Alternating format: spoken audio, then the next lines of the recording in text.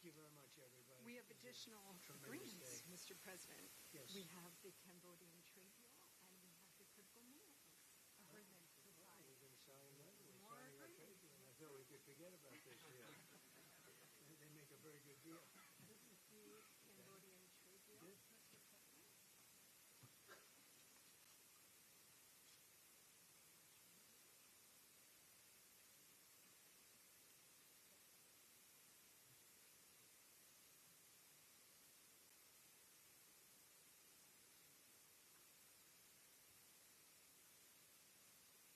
And this is a great deal for both countries.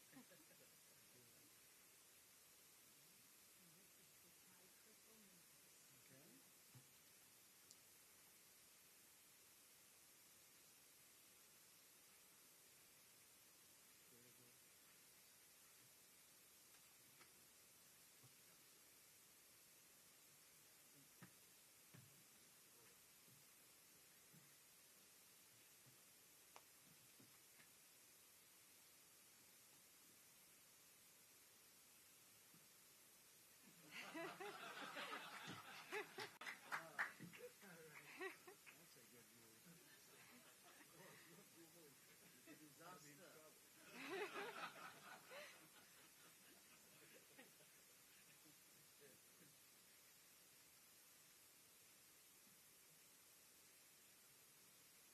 Okay.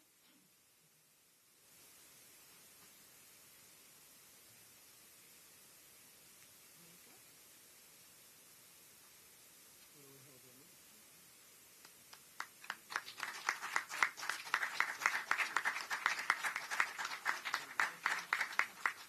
Go ahead. Let's hold it. All of them together.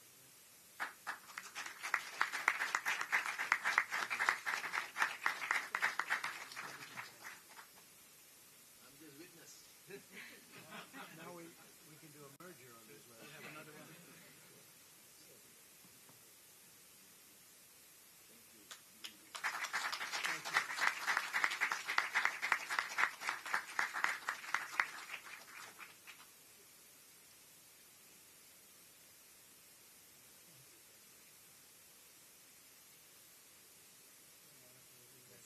I'll collect them. Thank you very much, and congratulations, everybody. Very big deal. Thank you very much. Thank you.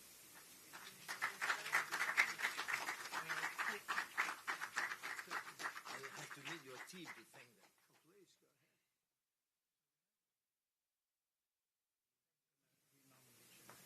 please, go ahead.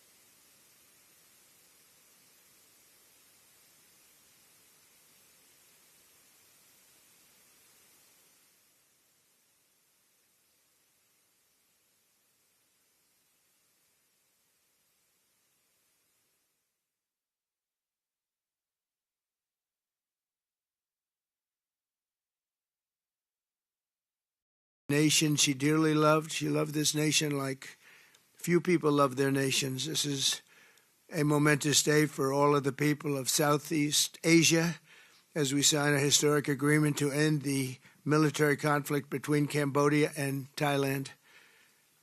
And we're so honored to be involved in that. It was so important to me. Two great countries, but they were going at it. I want to congratulate the two courageous leaders, and that's what they are. They were courageous, who had taken this monumental step, Prime Minister Hun Manet and Prime Minister Newton. I also want to thank Prime Minister Anwar of Malaysia. I called him right at the beginning and I said, you have two countries that are fighting right next to you. We need a third place. We need a sort of a neutral place, right? And he was there, and I said to him, if we get this solved, I'm coming to your country. And I told the truth, didn't I? A lot of times they say that, and that's the last you ever see. But I felt I had an obligation to come because you were so great, and the two men alongside of you are so great. Historic figures now. They're really historic figures. So I felt it was an obligation I had. I told it to you. That was about a year ago, and all of this has taken place. It's been so beautiful to see. It had started, and there was a lot of killing. And then when we got it stopped very quickly in this case, some we did in 32 years. It took 32 years to get them stopped. They were fighting for a long time. This was very nasty, but it was stopped very quickly before it started. And the two leaders have great respect for each other. But the Prime Minister played a very important role in helping convene the two sides for discussions here in Kuala Lumpur. Earlier this year, an armed clash broke out along the border of these two countries. Really ancient countries by most standards. They've been a long time, tremendous cultures, resulting in numerous deaths and thousands and thousands of people displaced from their homes. It was starting because of America's strong commitment to stability and peace in this region and every region where we can do it. My administration immediately began working to prevent the conflict from escalating. I held phone calls with both leaders. I was actually at Turnberry in Scotland when I did this. And we had a lot of phone calls, the three of us and then the four of us. We had a lot of phone calls. It was a beautiful day. I remember how beautiful it was. Turnberry is a great place, but I said, this is much more important than playing around the Gulf. So we sat there all day long making phone calls, and it was amazing the way it came together very quickly. I mean, really very quickly. You caused me very good entertainment. I could have had a lot of fun, but this is much more fun for me than anything having to do with almost anything, because you're saving people and you're saving countries.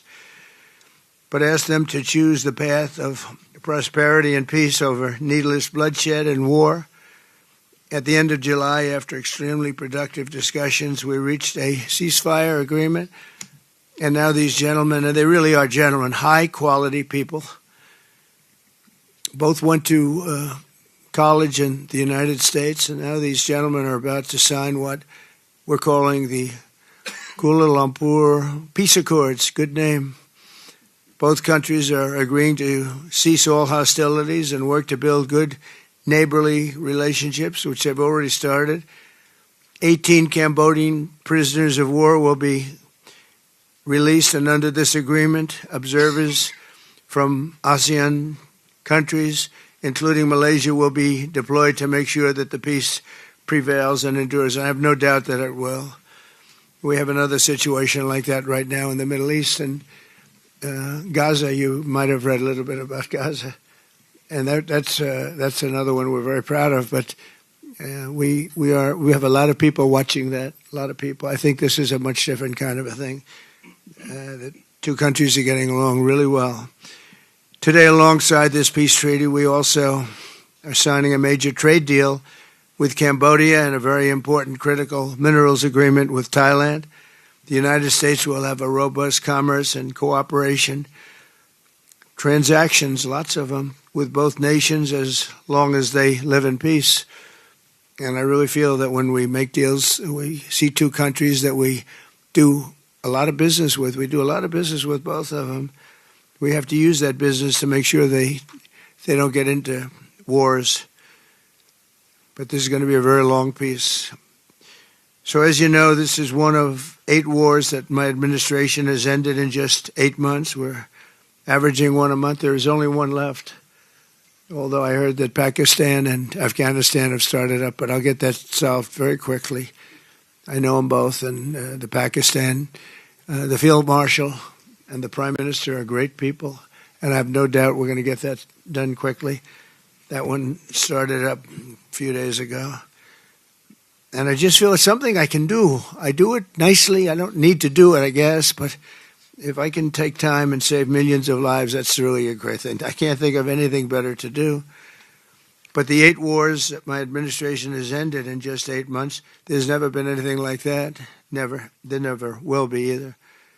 I can't think of any president that ever solved one war. I don't think anybody. They start wars, they don't solve them.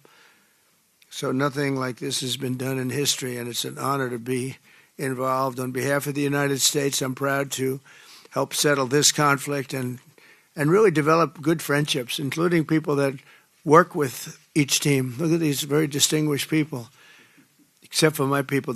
My people are much less distinguished, but they're very good. But look, my people understand the joke. But look at these very distinguished people, and I've gotten to know them.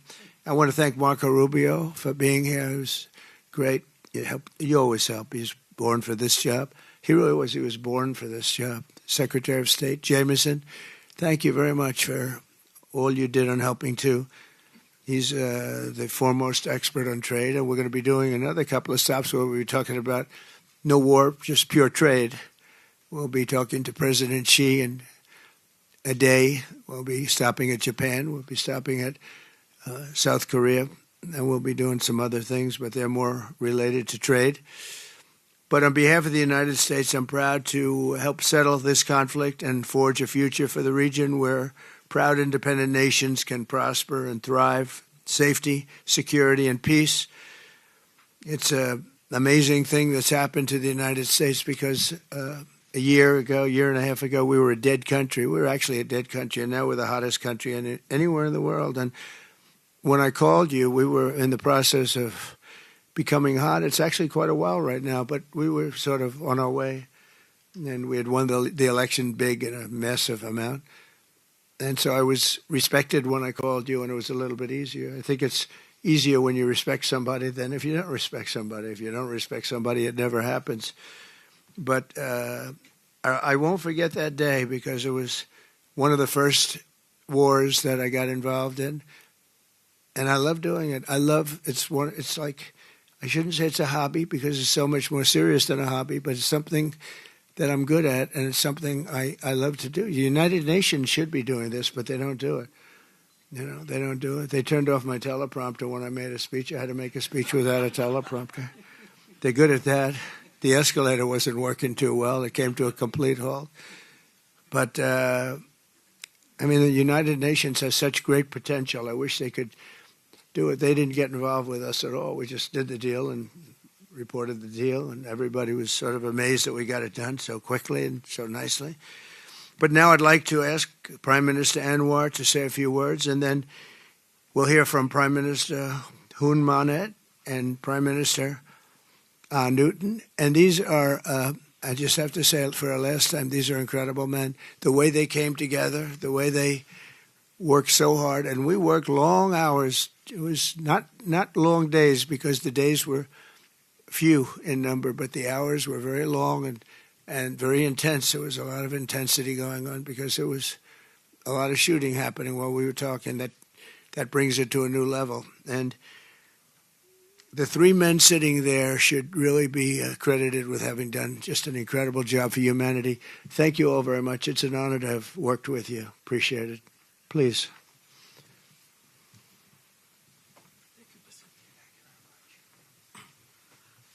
Thank you, President Donald J. Trump, for giving us this honor. And on behalf, of course, Malaysia and our colleagues in ASEAN, I must thank you for your concern, for your empathy, and for your commitment to support this peace deal. When I first received your call and then urging me to do more, supporting our initiative, and you personally did call both prime ministers to urge for a speedy peace settlement, I would say a great thank you. And we, of course, admire your tenacity, your courage, because the world needs leaders who promote peace strongly. And to achieve that, you have to break some rules, as you did today. when President arrived, he asked me to join him in the car. I said, that's against the security and protocol rules.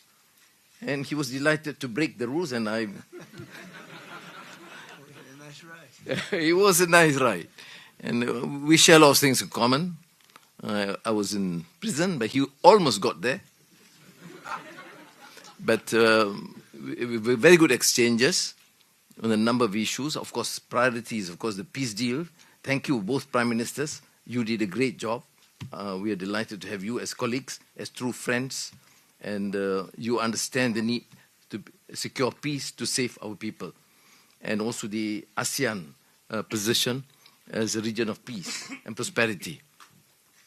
And I must also share with you here that I took the opportunity, full opportunity, without Secretary Rubio knowing this, exploring other issues too, and thank the President for his effort to secure peace in many parts of the world, including Gaza, and urging him to remain focused and ensure that there's a comprehensive peace that the world requires. And I am delighted, truly, President, to hear from you personally how determined you are to ensure that peace is achieved in the most intractable areas, almost impossible. But you did it, and we have shown our support and call on the United States in particular to continue this with the support of many, not only neighbors, but the part of the world. But I must also take this opportunity to thank Secretary Rubio, Jamison, and Ambassador Kagan, because they were very helpful. I mean, you didn't say that, but I must say that, because they were extremely helpful in ensuring that you come here. I mean, I wasn't sure when you said to me, yes, Prime Minister, no, I'm coming. Well, I'm not sure, because, you know, I deal with a lot of politicians. But you are an exception. Thank you, Mr. Donald Trump. Thank you very much again.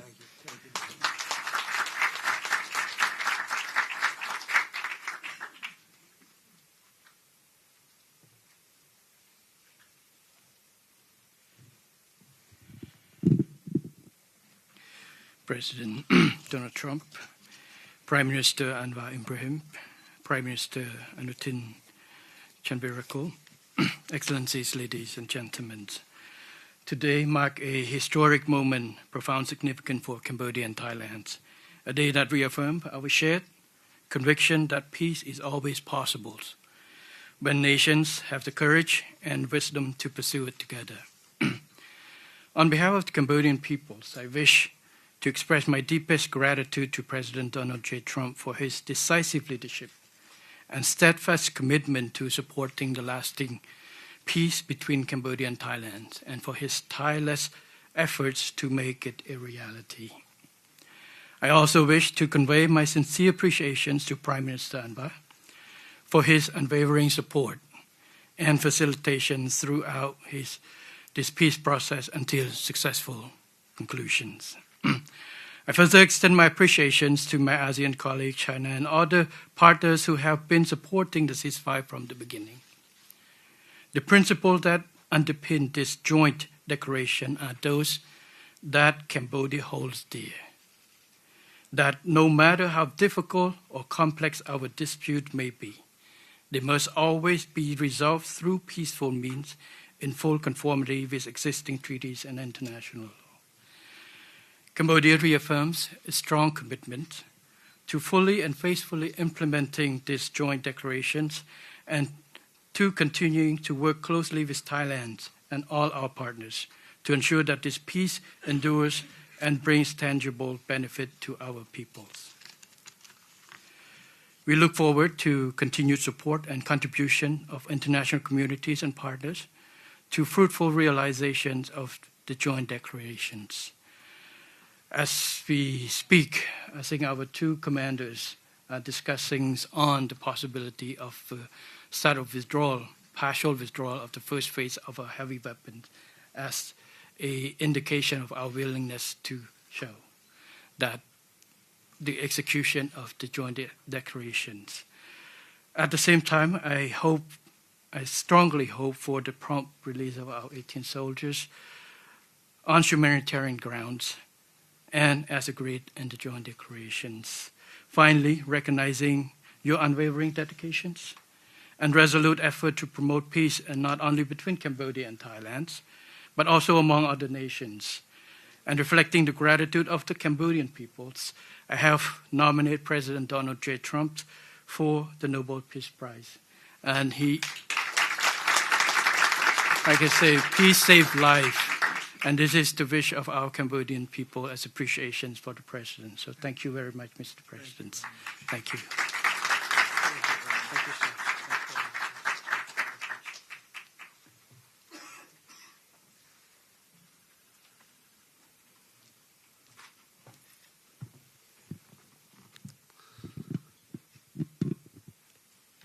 President Trump,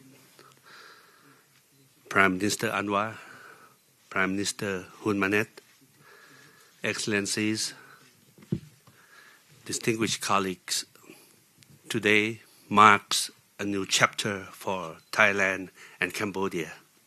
Today we take a concrete step towards peace. I would like to thank Prime Minister Anwar Ibrahim for the leadership as ASEAN Chair and your strong efforts in upholding ASEAN unity.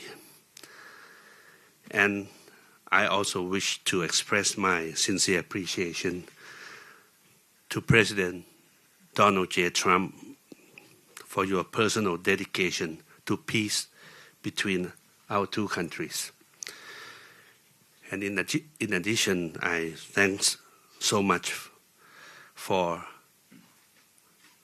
the kind words of condolences that the President has given to our country on the great loss of our beloved Queen Mother.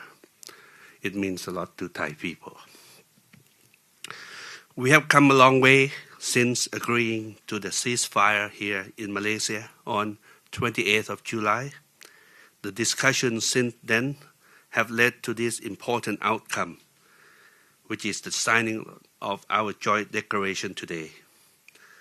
And I have to thank Prime Minister Hun Manet for his cooperation and support that led us to this moment. Thailand stands for peace.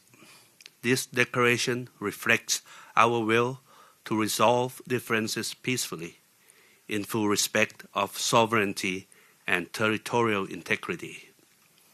This declaration, if fully implemented, will provide the building blocks for a lasting peace. But more importantly, it will begin the process of mending our ties. Our border communities have been divided by conflict, and innocent civilians have suffered immense losses.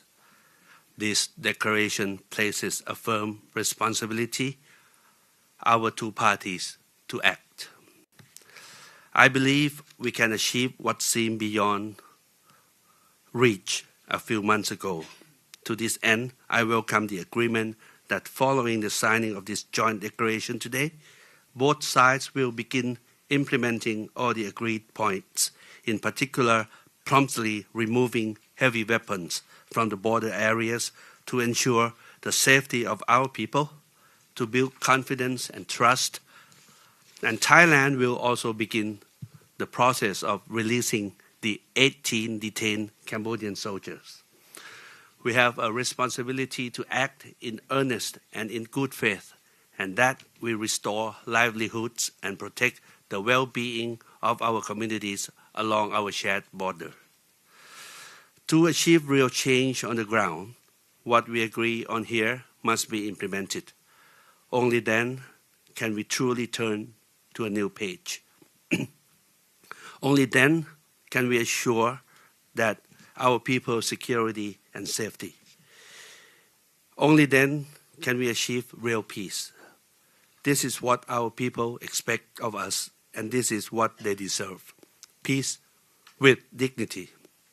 Going forward, I call on our friends to continue supporting this process so that the joint declaration is implemented fully and in good faith, rebuilding stability, trust, and renewed cooperation between Thailand and Cambodia and across our region.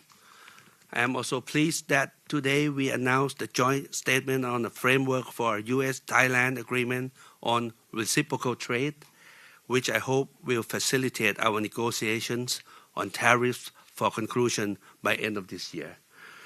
We will also sign the MOU between our governments on cooperation on critical minerals, which will further promote resilient and sustainable supply chains for years to come. Thank you once again. Thank you from the bottom of my heart. Thank you.